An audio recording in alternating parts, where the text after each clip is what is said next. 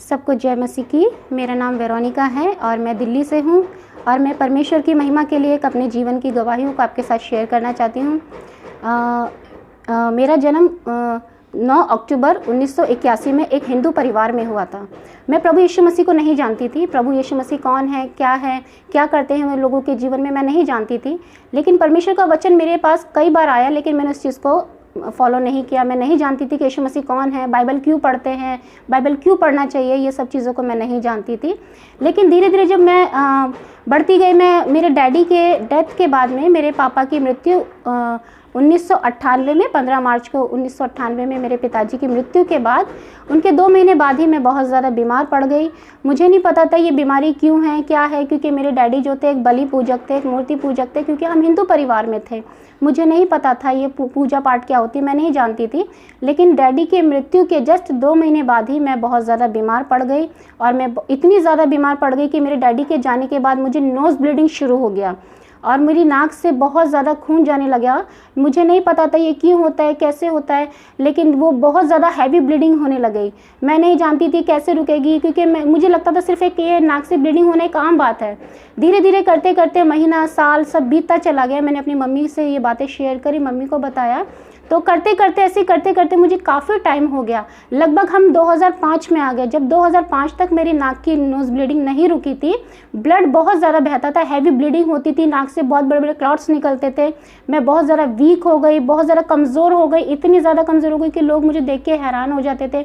मेरा जो चेहरा था वो एकदम बदल चुका, क्योंकि मेरी नाक से एनी टाइम ब्लीडिंग होती थी, 12 मास मेरी नाक से खून जाता था, जिसके लिए मेरी मम्मी ने काफ़ी मेरा इलाज भी कराया।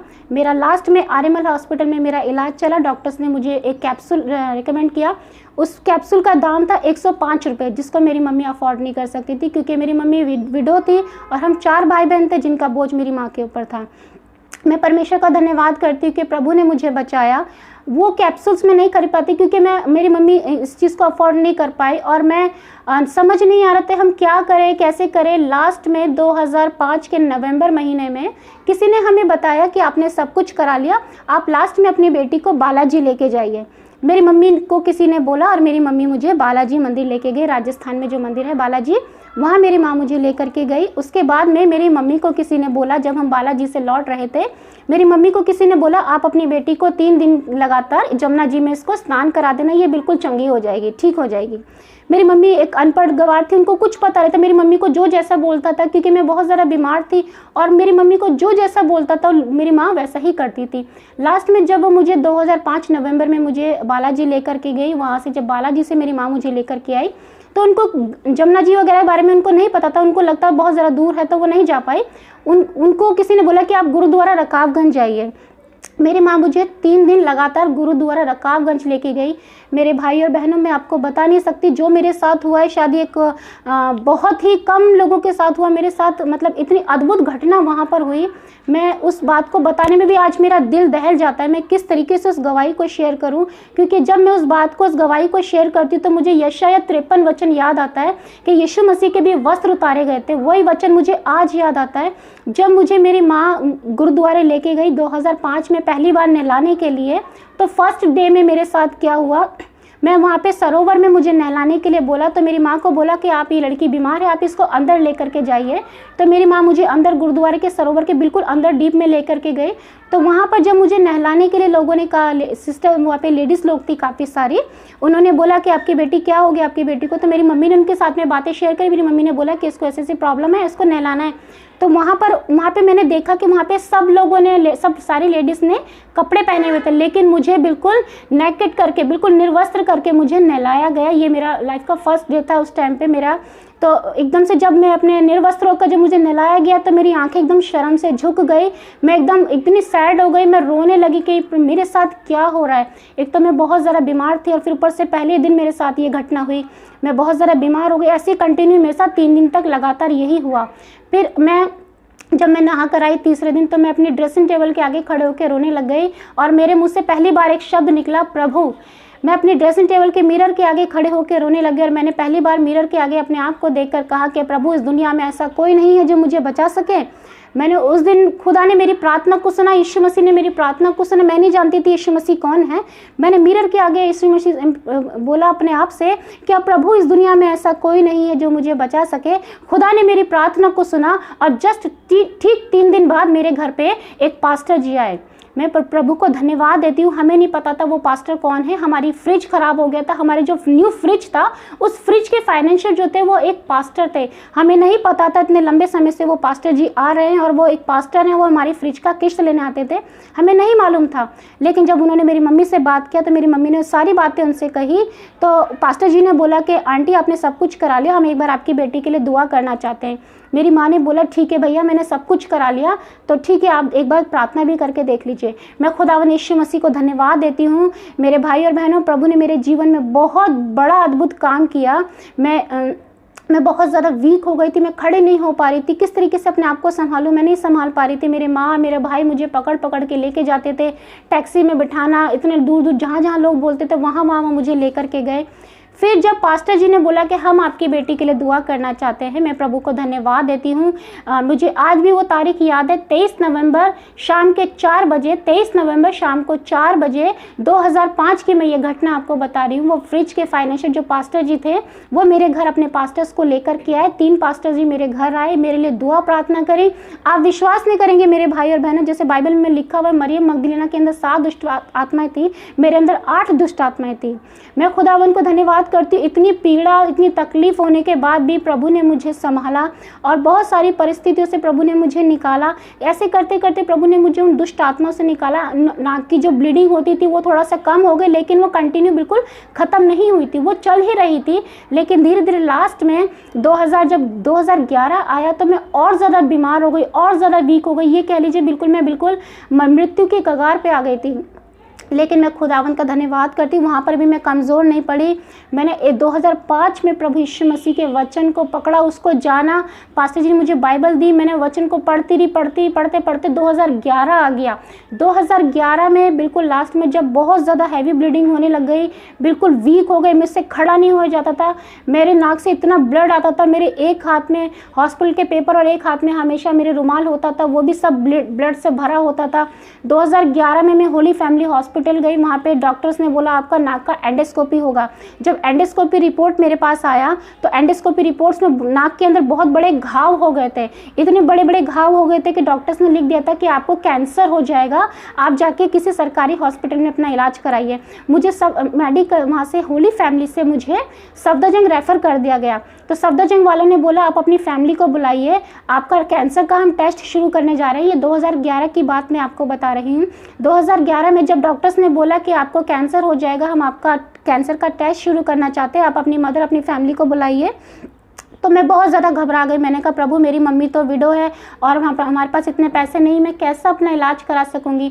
तो प्रभु ने मुझे वहाँ पर संभाला और मैंने अपनी जितनी भी मेरी फाइल्स थी, जितने भी मेरे पास हॉस्पिटल के पेपर्स थे, मैंने सब कुछ उठा के 2011 में अपने बेड में मैंने वो सब कुछ बंद कर दिया, डाल दिया, उसे ख़त्म कर दिया। मैंने कहा प्रभु अब मैं कोई इलाज नहीं कराऊंगी, आप मुझे चंगा करेंगे। फिर लास्ट 2013 में 27 मार्च 2013 में मैं एक गोल्डा खाना एक सत्संग में गई। प्रभु ने जब मैंने अपने आप को बिल्कुल नील डाउन कर दिया और एक अंदर से एक आवाज़ आई, 27 मार्च 2013 को मेरे अंदर से एक आत्मा में आवाज़ आई कि तू नहीं बचेगी, अब तू सब लोगों से मिल ले। तो मैंने अपनी मम्मी को बोला मम्मी मैं नहीं बचूंगी, आप मुझे सबसे मिलवा लीजिए। तो मेरी मम्मी मुझे सब लोगों से मिलवाए, सबको कांटेक्ट किया, मम्मी ने बातचीत करी। फिर मुझे गोल्डा खाना चर्च लेके गए, बिशप जी से मेरी बातचीत हुई। बिशप जी ने कहा आप अपनी बेटी को सत्संग लाइए। मैंने बिल्कुल उस कृपा सत्संग में अपने आप को, बिल्कुल सत्संग चल रहा था, मैंने अपने आप को बिल्कुल नील डाउन कर दिया, बिल्कुल सरेंडर कर दिया। मैंने कहा प्रभु यीशु मसीह आप जीवित परमेश्वर है। आपका बाइबल में लिखा हुआ है, मत्ती अध्याय 9 में लिखा है कि एक स्त्री थी जिसको 12 साल से रक्तस्राव की बीमारी थी। मैंने कहा प्रभु इस वचन को मैं पकड़ती, इस पे विश्वास करती। प्रभु तेरा पल्लू तो मेरे पास नहीं है, वरन तेरा वचन मेरे पास है। प्रभु इस वचन पे मैं विश्वास करती हूँ। मैं सत्संग सुन रही थी, मेरे भाई और बहनों, मेरे कानों में वर्शिप जा रही थी, मैं रोती जा रही थी। मैंने कहा प्रभु मैं नहीं बचूंगी। और मैं रोते रोते ये प्रभु से कह रही थी, प्रभु मैं आपके पास आई हूँ, प्रभु मैं अपने आप को सरेंडर करती हूँ, मैं अपना जीवन आपको देती हूँ प्रभु।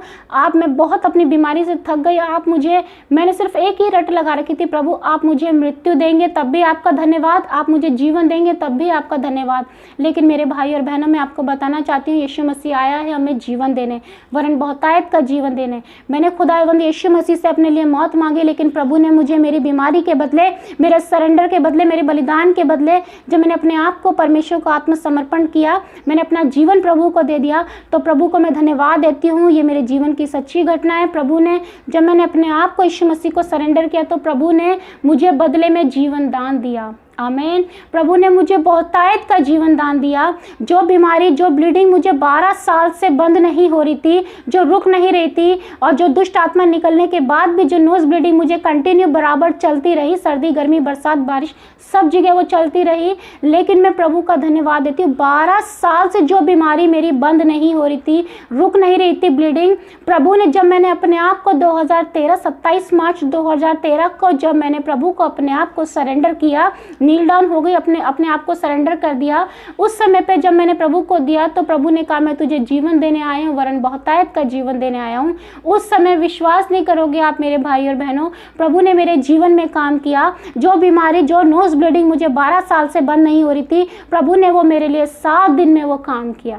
मैं प्रभु को धन्यवाद देती हूँ। 7 दिन के अंदर अंदर जो ब्लीडिंग 12 साल से नहीं रुक रही थी, जब मैंने अपने आप को सरेंडर किया, वो नोज ब्लीडिंग मेरे प्रभु ने 7 दिन में एकदम खत्म कर दी। मैं प्रभु को धन्यवाद देती हूँ, इस बात के लिए महिमा करती हूँ खुदावन की। जो डॉक्टर्स ने कहा कि आपको कैंसर हो गया है, आपके नाक में घाव बढ़ गए, वही आज यही बेटी आपके सामने बैठी है, प्रभु को धन्यवाद दे रही है इस गवाही के लिए कि मैं आज जीवित हूँ और आपके सामने इस गवाही को शेयर कर रही हूँ।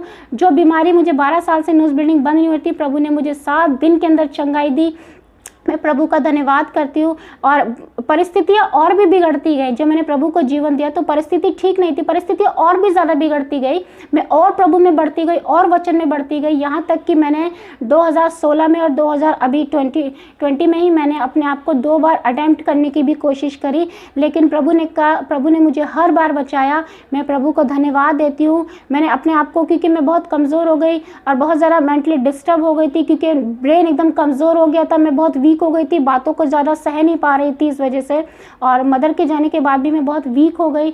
और प्रभु ने मुझे हर एक परिस्थिति में संभाला, यहाँ तक कि मैंने अपने आप को 2 बार अटेम्प्ट करने की भी कोशिश करी, लेकिन प्रभु का धन्यवाद करती हूँ कि वो मुझे जीवन देने आया है। मेरे भाई और बहनों, हम अपने आप को नाश करने की कोशिश करते हैं, लेकिन प्रभु कहता है मैं तुम्हें जीवन देने आया हूँ। तो मैं इस गवाही से यही आपको बताना चाहती हूँ मेरे भाई और बहनों, कि हम कितनी भी कोशिश करें, हम कितना भी परेशान क्यों ना हो जाए, कितनी भी बड़ी से बड़ी बीमारी हमारे जीवन में क्यों ना आ जाए, लेकिन एक वचन परमेश्वर है, एकमात्र यीशु मसीह है जो हमें बचा सकता है। और मैं प्रभु को धन्यवाद करती हूँ कि मैं आज जिंदा हूँ, जीवित हूँ, और प्रभु को धन्यवाद देती हूँ कि मैं आज अपनी गवाही को आपके साथ में बांट रही हूँ। मैं परमेश्वर का धन्यवाद करती हूँ कि प्रभु ने जब मेरे जीवन में काम किया, मेरे भाई और बहनों, कितनी भी बड़ी परिस्थिति, कितनी भी बड़ी बीमारियाँ, कितनी भी तकलीफें, आंधी तूफान क्यों ना आ जाए, जब जीवित परमेश्वर का पुत्र यीशु मसीह हमारे साथ है, तो हमारे जीवन में कितनी भी बड़ी परेशानियाँ क्यों ना आ जाए, वो हमें हर एक परिस्थिति से निकालने की सामर्थ्य रखता है। उसने मुझे चंगा किया, मुझे चंगाई दी, और आज आपके सामने जीवित हूँ। मैं परमेश्वर का धन्यवाद करती हूँ। यही है मेरे जीवन की गवाहियाँ, और भी प्रभु ने मेरे जीवन में अद्भुत काम किए, इसके लिए मैं परमेश्वर का धन्यवाद देती हूँ। और मैं आगे भी आपके साथ और गवाहियों को शेयर करूँगी। मैं परमेश्वर का धन्यवाद करती हूँ इस गवाही के लिए। सबको जय मसीह की।